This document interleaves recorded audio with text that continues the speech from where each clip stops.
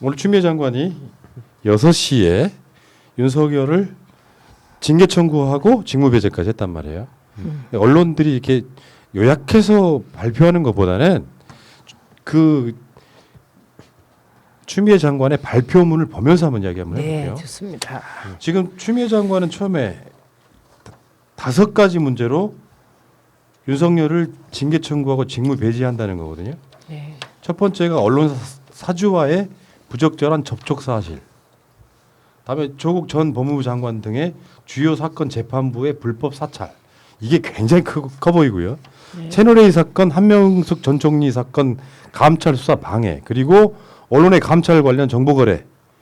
다음에 총장 대면 조사 과정의 협조 의무 위반, 감찰 방해, 정치적 중립에 관한 검찰총장 위험, 신망 손상. 그리고 여기 또 플러스 알파가 또 있어요. 그것은 진행 중이다 이렇게 나왔으니까 네.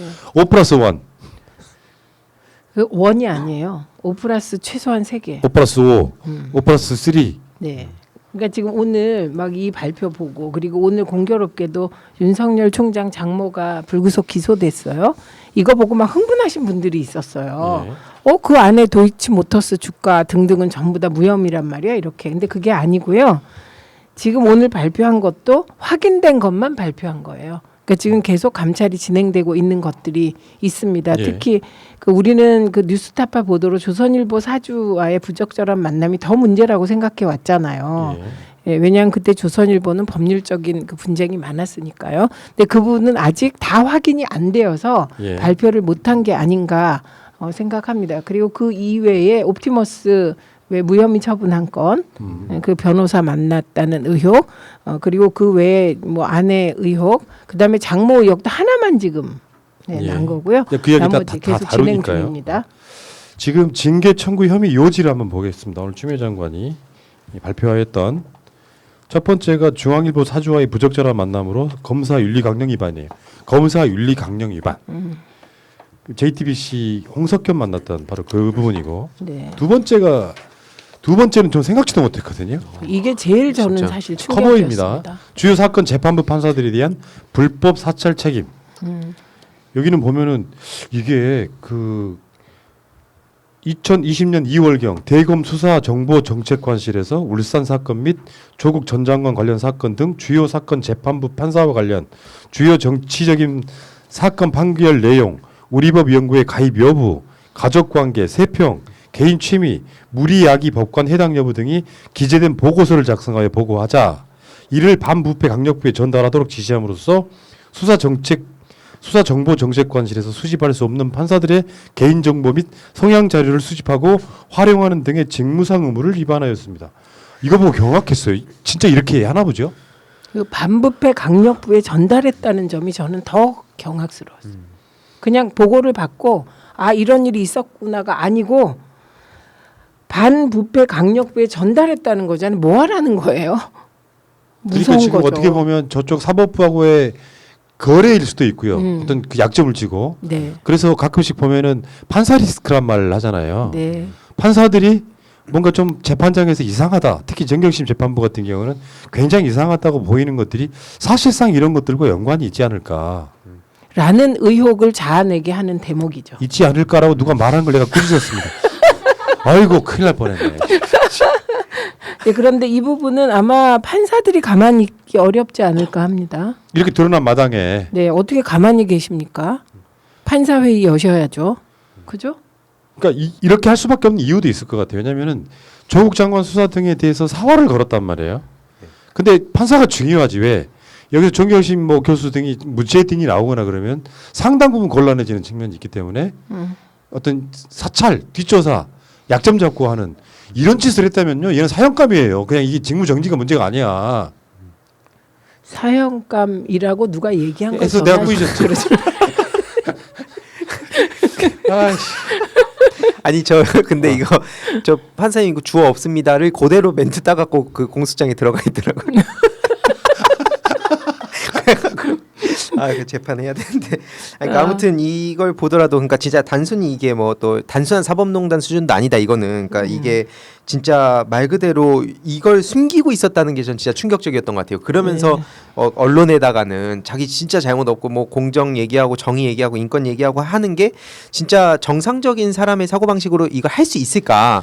보통은 이런 거를 실제로 했다 그러면 진짜 본인이 어떤 선을 정해갖고 얘기를 해야 되는 게 정상인데, 저는 진짜 그래서 이게 어떤 뇌 구조를 갖고 있을지 계속 알아볼 예정이에요. 이게 더 이상한 게 뭔지 아세요?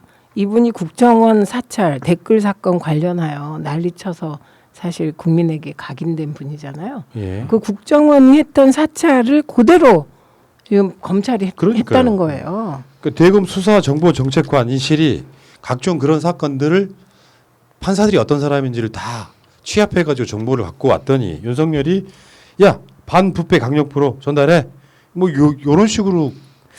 저는 그 이유가 더 궁금합니다.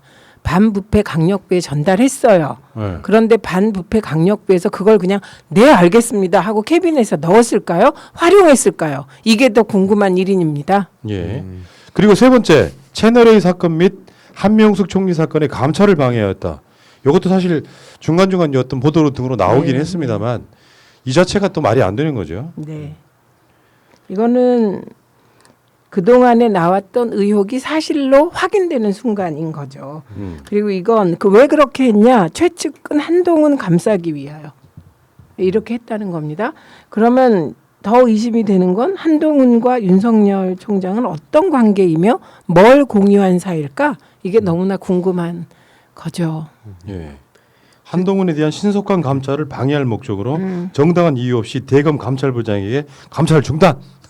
한동훈 지키기 해버린 거죠. 네. 사실 이거 한 건만으로도 저는 큰일이죠. 검찰총장 자격이 없다고 생각을 네. 하고요. 이게 검찰 내부에서도 검사들이 감찰부장한테 막 들이받고 그랬었잖아요. 네. 그러니까 이게 정작 지금 이런 상황에 대해서는 또 침묵하고, 그러니까 이런 걸 보면은 지금 검찰도 단단히 그러니까 그 집단적으로 미쳐 가는 것 같다는 얘기가 어디서 들리는 것 같아요. 예. 오늘 왜 이래? 아니 오늘 그냥 왜 그렇게 이래? 하시니까 그냥 우리는 보조 맞추느라고. 그러니까요. 네. 잠깐만요. 누가 책임을 져야 됩니까? 이 방송은. 제가 책임져야 되는 그렇죠. 거예요. 라고 꾸짖으려고요. 그러니까 한동훈이 윤석열의 최측근이었기 때문에 당시에 대검 부장에 의해서 이거 수사지휘권 내가 관여하지 않을게라고 이야기를 해놓고는 뒤에서는 전문 수사 자문단 소집을 강행하는 등 수사팀과 대검 부장들의 반발에도 불구하고 부당하게 지휘 감독권을 남용하여 직무상 의무를 위반하였다. 자기에 관련된 문제이기 때문에 네. 관여 안 할게 해놓고는 관여를 사실 했다는 거고요. 이거 이렇게 말뒤집기 한 거거든요. 근데 네. 이때 전부 다 언론이 대부분이 윤석열 총장 편을 들었어요. 예. 이 행태를 한번 객관적으로 보십시오. 이게 말이 되냐고. 예. 나는 수사에 관여 안 할 거야. 이렇게 해서 멋있게 딱 얘기를 했어요. 그래 놓고 전문 자문 수사단 그래갖고 우리가 이거 얼마나 분석 많이 했습니까? 이게 뭐냐 법적 근거가 뭐냐 막 이러면서 예, 그걸로 다시 개입을 시작한 거거든요. 오죽하면 대검 쪽에 부장들이 반대했다는 거 아닙니까? 그런데 강행했어요. 그게 다 사실로 확인되고 그것도 전부 지금 이제 문제가 돼서 이번에 감찰 결과로 직무 배제 당하는 한 이유가 된 거죠. 예. 한명숙 사건에 대해서 우리 황희두 이사 한번 읽어줘봐요. 2020년 5월경 대검 감찰부에서 당시 수사 검사들에 대해 직접 감찰을 진행하려고 하자 사건을 대검 인권부를 거쳐 서울중앙지검 인권감독관실로 이첩하도록 지시하고. 잠깐만요. 여기서 인권부가 키워드 중에 하나죠. 네. 네. 이 사건을 대검 인권부로 가? 인권부가 하는 역할은 일단 사건을 인권부로 보냈다. 그럼 일단 끈다.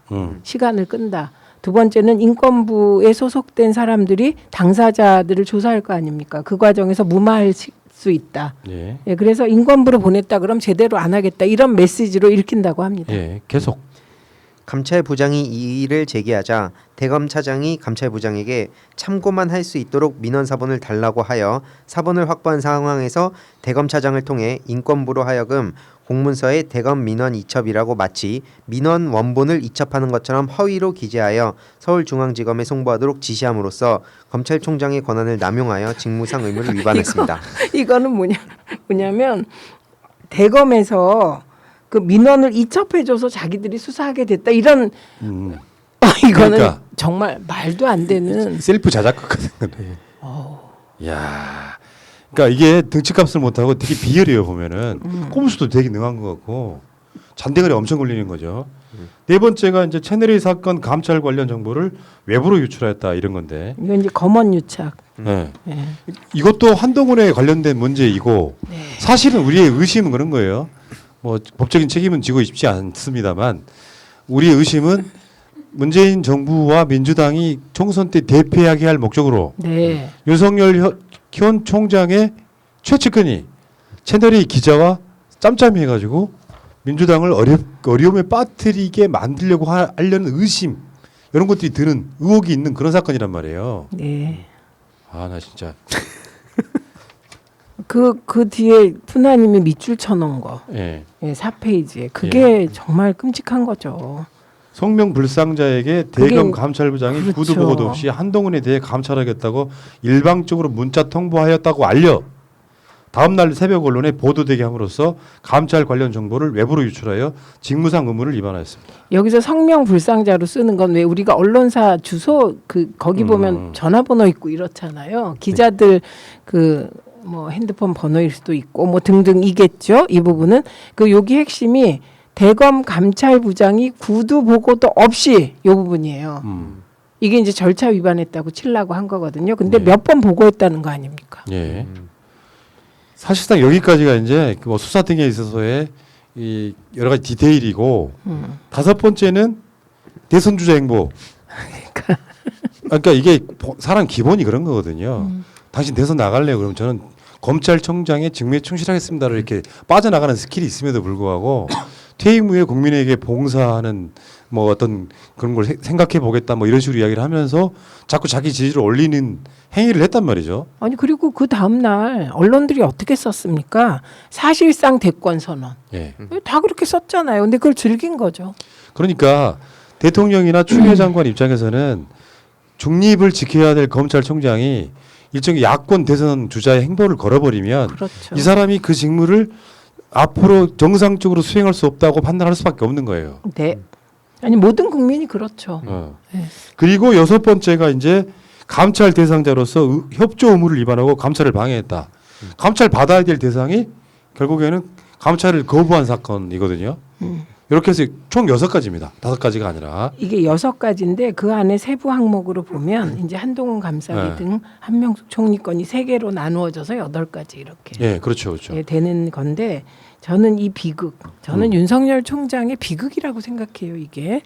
이게 검찰총장 초유로 직무 배제 당한 거고 징계 요구 당한 거거든요. 이거는 저는 조중동의 마법의 비극이라고 생각합니다. 지금 객관적으로 한번 지금 우리 푸나님과 살펴본 이걸 보십시오. 이게 말이 되는 일인가? 이 검찰총장 행보가. 이건 유신 때도 없었던 행보예요. 검찰총장이 이런 일을 한 건 처음이거든요. 노골적으로. 사주 만나놓고도 국정감사에서 뭐 상대방이 있기 때문에 얘기할 수 없습니다. 이따위 요지의 말을 하고. 그런데 대통령은 자신에게 뭐 밝힐 수 없는 경로를 통해서 메시지를 보냈다고 하질 않나. 그러니까 이분이 있을 수 없는 행보를 한 것인데 이게 제가 보기에는 조중동식의 마법에 걸린 겁니다. 잘못이 잘못인지 몰라요. 그러니까 지금 내가 봤을 때는 그 추미애 장관이 갖고 있는 스모킹건 중에 알려지지 않은 건 판사들에 대한 사찰이거든요. 네. 근데 요거는 제가 봤을 때 지금의 검사들이 상당히 관행적으로 했었을 가능성이 높아요. 제가 봤을 땐 그래요. 근데 그렇게 보이죠. 네. 네. 그래서 이게 없어져야 되는 거죠 이제. 그러니까 실제로 재판에 가가지고 검사들이 판사들한테만 난동 부리고 하는 이유가 이제 이해가 됐어요.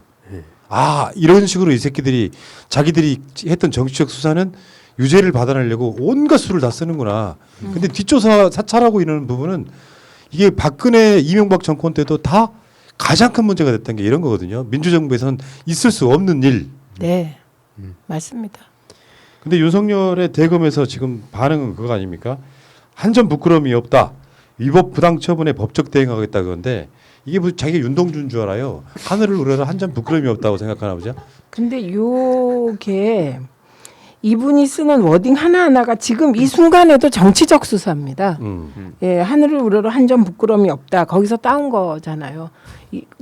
검찰총장이 무슨 이런 단어를 씁니까? 그러니까 예, 이게 정치를 하고 계셔요. 지금도. 그런데 중요한 건 법적 대응하겠다고 하잖아요. 그럼 그 법적 대응을 뭘 할까 생각해 보면 사실 뾰족한 수단이 없습니다. 이게 지금 그 법무부 장관이 판사 출신이잖아요. 아주 법적으로 촘촘하게 그 법에 따라서 지금 하고 계시거든요. 그러니까 지금 이후에 어떤 절차를 거치게 되면 징계위원회가 열리게 됩니다. 네, 그럼 징계위원회가 열리면 그 징계위원회의 그 법무부 장관은 서면으로 검찰총장의 징계를 요구하게 됩니다. 꼭 서면으로 하게 되어 있더라고요. 그럼 징계위원회에서 결정이 나잖아요. 그게 쭉 정해져 있어요. 그러니까 뭐 해임이다, 뭐다 이렇게 정해져 있으면 그 징계 결과가 나왔어요. 그럼 그 징계 결과가 나왔는데 예를 들면 해임이 나왔다고 칩시다. 예. 그러면 그 해임에 대해서 이게 이제 취하 소송을 할 수 있는 겁니다. 그러니까 이건 기다리셔야 돼요. 징계위원회가 열리기 전에는 법적 대응할 뭐 마땅한 게 없습니다. 아직은 저 네. 발표일 뿐이다. 네. 그러니까 검사 징계위원회 위원장은 추미애 장관이고요. 네. 위원이 법무부 장관이 지명하는 검사 2명, 네. 법무부 장관이 이촉하는 외부위원 3명, 네. 또 법무부 차관 이렇게 이루어진다는데 네. 이게 내년 1월 1일부터 숫자가 좀 더 많아진답니다. 네. 그러니까 대개 예상은 이달 12월 말까지는 지금 추미애 장관의 이 징계에 대해서는 이 뭐랄까요, 이 위원회 자체는 어떻게 보면 요식행위에 가까울 정도로 이미 결정된 사항인데 네. 윤석열이 할 수 있는 건 그런 거 아닙니까? 지금 직무 정지가 부당하다고 하는 소송 하나, 행정소송. 네. 네. 그리고 그 소송의 결과가 나올 때까지 검찰총장의 직무를 할 수 있도록 해달라는 소송 이 두 가지예요. 그렇죠. 일단은. 네. 네. 그러니까 이 소송을 걸어서 우리가 예상하거니와 추미애 장관이 이제 검찰총장을 직무 배제한 것에 대한 것이 사상 초유가 아니라 윤석열처럼 한 게 사상 초유예요. 그렇죠. 이게 근데 법무부 장관의 오늘 직무집행정지 명령은 형성적인 거예요. 이거 윤석열 총장이 우리 모두에게 가르쳐 주신 형성적인 거. 명령하는 순간 효력이 발생하는 것이기 때문에 이미 효력은 발생되어 있고요. 그리고 나머지 뭐 법적으로 직무집행정지 이거를 또 거꾸로 무력화하라는 소송을 하게 되는데 오늘 그 두 번째 항목이요. 예. 판사 사찰, 예. 재판부 사찰 이 건이 있는데 이게 쉽게 받아들여지면 안 되죠. 그 일부에서는 또 보면은 윤석열 검찰총장하고 지금 추미애 장관은 이제 시끄러우니까, 그러니까 실제로 시민들이 이로 인해서 피로감을 느끼는 것도 맞다고 보는데 그렇다고 해서 이걸 둘 다 같이 그냥 바꿔버리라는 말도 안 되는 얘기가 또 나와가지고. 아니 그건 존경하는 이상민 의원님께서 오늘 노골적으로 그렇게 얘기하셔서 언론 많이 타고 계십니다. 네. 네, 그건 뭐 그건 뭐 이름을 밝히시고 하셨는데요. 뭐. 네. 그 부분 제가 전 방송에 이야기를 했는데 네. 추미애 장관은 검찰 개혁의 상수예요. 추미애 장관 없으면 법무부 장관 지금 하실 분 없습니다. 객관적으로 말해서 윤석열은요 사라지더라도 검사는 계속 올라와요. 이 관점에서 봤을 때 추미애를 지키는 것이 목적이 돼야지 윤석열을 사퇴시키는 게 목적이 되면은 검찰 개혁 못한다. 저는 이렇게 보고 이 직무 정지를 당할 수밖에 없었던 것이 추미애 장관이 사상 초유의 일을 한 게 아니고 윤석열 같은 검찰총장이 지금까지 전무했단 말이에요. 가장 비열한 방식으로 저런 식으로 자기 직을 유지하고 있는. 아니 보통 같으면 윤석열은 아마 다른 검찰총장이었으면 지금 한 5번쯤 그만뒀어야 되는 상황이에요. 그렇죠. 근데 끝까지 버티고 있잖아요. 놀랍다는 생각이 들고. 그 버티는 것도 놀라운데 그 윤석열 총장의 그런 사실 무례한 행위도 많이 하지 않았습니까? 예를 들면 부하가 아니다 이따위 발언을 국감에서 하고 그게 사실 할 말입니까? 그리고 대통령을 모욕하는 모욕적인 행동도 하고 그랬는데 이거를 참고 법률적으로 차근차근 따지고 그 온갖 안 좋은 조건 속에서 감찰을 하고 또 이런 시끄러움 속에서도 추미애 장관의 그 검찰개혁 행보를 지지한 문재인 대통령이 대단하신 겁니다. 중간에 사실 무너져요. 왜냐하면 오늘 이제 이상민 의원이 처음으로 공개적으로 둘 다 물러나라 그런 거잖아요. 그 분위기가 없겠습니까? 민주당에. 청와대 내에는 없겠습니까? 그렇지 않아도 제가 한 지난주에 그런 이야기를 의제로 다룬 적이 있어요. 추미애 윤석열 동반 사퇴론을 주장하는 일부의 목소리가 있다. 오늘 공개적으로 이제 커밍아웃을 하시더라고요. 네. 근데 그건 정세를 잘못 판단한 거라고 보고 네. 일단 추미애 장관이 윤석열을 직무 배제를 시키는 것을 청와대에 컨펌을 안 받았겠습니까? 쉽게 표현하면 문 대통령이 컨펌 받았겠죠. 이미 보고했다고 나왔어요. 예. 거기에 대해서 문 대통령은 뭐 어떤 입장 표명을 하지 않았다는 것은 반대로 말하면 그렇게 하시오라고 사인해 준 거거든요. 그렇죠. 문재인 대통령 스타일이 윤석열 총장이 이건 이제 제가 취재한 팩트입니다. 취재. 그런데 윤석열 총장이 조국이 위험한 인물이다. 문재인 대통령에게 도움이 되지 않는다 등등의 요지로 사모펀드가 굉장히 심각하다. 그랬을 때 대통령 스타일이 팩트가 뭐냐. 사실을 좀 확인합시다. 이렇게 얘기를 하셨다는 겁니다. 그랬을 것 같아요. 그런데 팩트가 없었다는 거예요. 그냥 그런 의혹이 있다. 그럼 어떻게 팩트가 없는데 그러냐. 이렇게 나오셨겠죠. 예. 이것도 똑같다고 생각합니다. 예. 법무부가 보고를 하면 대통령께서는 팩트가 뭐냐 확인됐고 자료를 드렸겠죠. 그럼 팩트가 이게 뭐 사실이라면 그 팩트가 있는데 어쩌겠습니까? 그러니까 아무 반응을 보이지 않았다. 어제 그 윤석열의 인성이라는 얘기가 나왔었거든요. 황운하 의원 통해서. 그러니까 간단히 말하면 인사권자인 문 대통령 뜻이에요 이게.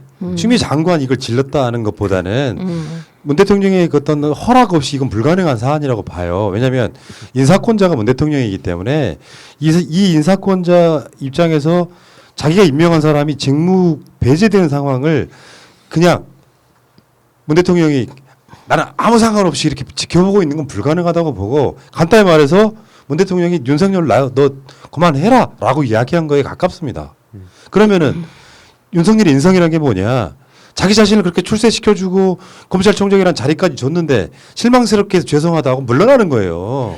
그분은 그런 상태가 아니죠. 왜냐하면 울산 사건 거의 그 뭐 없는 거를 만들었다고 저는 생각해요. 팔려면 울산 고래고기 사건을 팠어야 되는데 그건 안 판 거잖아요. 그뿐만 아니라 이번에 그 한수원 관련하여 월성 1호기 저는 수사 개시하는 거 보고 이거는 그 국감에서 얘기한 대통령께서 뭐 메신저를 밝힐 수 없는 메신저를 통해서 뭐 직무를 열심히 하라고 했다. 그 말과 월성 원전 정책적인 문제를 수사하면서 청와대를 겨냥한 수사를 하는 게 이게 양립할 수 있는 겁니까? 이분은 저는 지금 굉장히 위험한 행보를 하고 있다고 생각합니다. 근데 하늘로를 한 점 부끄러움이 없다잖아요. 서시를 썼어 지금. 네. 원래 하늘을 우러러 한 점 부끄러움이 없는 사람들은 한 점 부끄러움이 없다고 말하지 않습니다. 굳이 안 하죠. 예. 예. 저는 문재인 대통령께서 그런 말하는 거 한 번도 못 봤거든요. 저도 뭐 짧게만 얘기하고 싶은 게 계속 뭐 문재인 대통령한테 입장 밝혀라 이런 식으로 얘기하면서 그 급을 자꾸 맞추는 아까 마치 진모 씨가 계속 조국 전 장관에 비벼갖고 같이 나오려듯이 그 의도가 너무 보이니까 오히려 참 진짜 투명하다 이런 생각 많이 들었고 아무튼 이제는 그 조국 전 장관도 지금 막 반격이 지금 시작되고 있고 이제 희비 교차가 제대로 되는 시점이 아닌가 오늘이 전 그런 생각이 듭니다. 이게 이제 진짜 분기점이 됐죠. 네. 그러니까 지금 문재인 정부의 검찰 개혁이 어떻게 될 것인지에 대한 제대로 된 분기점이 됐는데 그게 속으로 이렇게 생각했어요. 직무 배제를 정지를 당한 검찰총장이 사퇴하지 않고 버티는 건 사상 유례가 없는 짓을 하고 있는 거거든요. 버틸 뿐만 아니라 행정소송도 할 거고요. 이분은 행정법원에 소송도 낼 거라고 저는 예측합니다. 이 예측은 틀리기를 바랍니다. 이런 거를 이름하여 초성으로만 말씀드릴게요. 이응 이읒 치읓이에요. 입장 바꿔 생각해 보시라고. 대한민국의 외청장이든 예를 들어서 장관이든 간에 이런 꼴을 당한다고 하면 당장 사표 쓰고 나가는 것이 정상적인 거잖아요. 어떻게 검찰만 이게 가능해요? 아니 그 검찰 이게 이제 검찰 가족의 힘을 과신한 거고 제가 거듭 말씀드리지만 비빌 언덕이 있어야 이러는 거예요. 예, 이분의 비빌 언덕은 지금 야당이고요. 언론이고요. 예. 그리고 대권 후보 야권 지지율 1위에 기대고 있는 거예요. 그런데 이거 저는 진짜 국민의힘에도 얘기하고 싶은데 한 발만 떨어져서 냉정하게 보십시오. 윤석열 총장은 지금 한 손에는 검찰총장이란 떡을 들고 다른 한 손에는 야권 대권 후보 1위 떡을 들고 이 양립할 수 없는 거예요. 이 길은. 검찰총장은 맨날 얘기하잖아요. 국민의힘이. 정치적 중립성이 생명이라고. 근데 야권 대선 후보 1위잖아요. 야권 대선 후보 1위이면서 검찰총장을 동시에 이 떡을 지고서 어떤 때는 요 떡, 어떤 때는 요 떡 맛보면서 즐기고 있는데 이게 정상입니까? 국민의힘 여러분. 그러니까요. 지금 국민의힘 쪽은 난리가 났어요. 경악했다 뭐 문 대통령이 직접 입장을 밝혀라 뭐 이렇게 개소리 하시던데. 또 입장을 왜 밝히세요? 저는 오늘 대통령께서 뭐 그냥 별로 말씀이 없으셨다는 그 요지가 너무 좋았어요. 그러니까요. 네. 여기서 문 대통령이 또 뭐 입장을 밝힐 수도 입장도 아닌 거고 네. 대통령 통수권자 국가 원수 뭐 대통령이라고 하는 자리가 아무 말을 하지 않음으로써 긍정의 표시를 하는 경우가 훨씬 많아요. 그러니까 정치적 행위에 가깝기 때문에. 아니 뭐 예. 그리고 뭐 대통령께서 뭐 사실 안 밝히는 것도 그것도 의사세요. 예를 들면 뭐 추미애 잘라라 누구 잘라라 할 때 침묵하시는 것도 의사 표현이세요. 답을 거부하는 것도. 아니, 그러니까 문 대통령이 노무현 대통령과의 관계로 생각해 봐도 검찰에 호의적일 리는 없는 사람이잖아요. 사실 윤석열 임명할 때 윤석열 뭐 사나이처럼 화끈한 것 같아서 검찰 개혁 좀 해줄 수 있을 거라고 선의로 믿고 맡긴 거거든요. 요거를 지금 자기를 지키는 데만 권력을 쓰고 있는 이 상태에 최근에 제가 문재인의 운명 한번 읽었었다 했잖아요. 거기도 그 뼈저린 후회가 담겨 있어요. 그때 참여정부 때 실패한 부분은 명백히 인정하고 받아들이고 이걸 어떻게 바꿔갈지를 오래전부터 고민해 오셨기 때문에 그래서 저도 이제 대통령님을 믿고 있었던 거고 계속 어떻게 보면 국민의힘에서 왜 자꾸 대통령한테 저러는 걸까? 뭐 아까 윤석열급도 얘기했지만 생각해보면 저들의 입장에선 그럴 수 있겠다. 맨날 박근혜 입만 바라보고 이명박 입만 바라보는 입장에선 문재인 왜 얘기 안 해? 약간 이런 맥락 아닌가? 아니 그러다가도 또 국회에서 무슨 일 있으면 청와대 이중대라고 여당을 욕해요. 그 너무 모순 아닙니까? 두 개가? 헐. 여러분 제 뒤에 있는 아 이만 갔다고 막 좋아요. 저 뒤에 있는 노무현, 문재인, 조국 이게 검찰이 화두를 가지고 이제 저 그림을 바꿔야 되지 않겠습니까? 추미애랑 넣어야겠죠. 네, 넣어야 돼요. 빨리 누군가 저거 해주십시오. 추미애 장관이 저기 들어가야 됩니다. 네. 네. 자 이모명 들어오셨는데요. 좋아요 좀 부탁드리고 처음 보는 채널이다 하시는 분들은 구독 좀 부탁드릴게요. 알고 있는데 구독 안 하신 건 비열하신 거예요. 아 처음 보는 채널이에요? 어머 새날의 세계로 오십시오. 제가 잠시 제가 그 광고 말씀 하나 드리면 제가 그 과거에 살던 방배동에 갔어요. 그럴 일이 있어서 근데 이제 시간이 남아서 이렇게 지나가다가 하얀 조끼가 있어서 엄마를 사드릴까 하고 들어갔는데. 사실 그 조끼가 엄마한테 맞을까 이렇게 고민하다 안 사고 나오려고 하는데 마스크 이렇게 쓰고 갑자기 그 점원 하시는 분이 어머나 이 목소리 새날에서 듣던 목소리. 그러니까 최민희 의원을 성대모사 한 걸 성대모사 하신 거죠. 훌륭하신데. 그래가지고 그러면서 어머 최민희 의원님. 제 팬이에요. 저 새날 들어요. 그러는 거예요. 할 수 없이 샀다는. 그리고 1,000원도 못 깎았다는. 알겠습니다. 어쨌든 여러분 구독과 좋아요 좀 부탁드리고요. 슈퍼챗도 이어 쏟아지고 있습니다. 감사합니다. 감사합니다. 네, 슈퍼챗이 최고예요. 우리가 잘해서가 아니라 추미애 장관 잘해서 추미애 장관 대신에 우리가 받는 거다. 이렇게 보고 아니, 계시면 그리고 1번. 기뻐하는 그 푸나님 그렇죠. 주는 거예요. 그러니까 감사합니다. 네, 고맙습니다.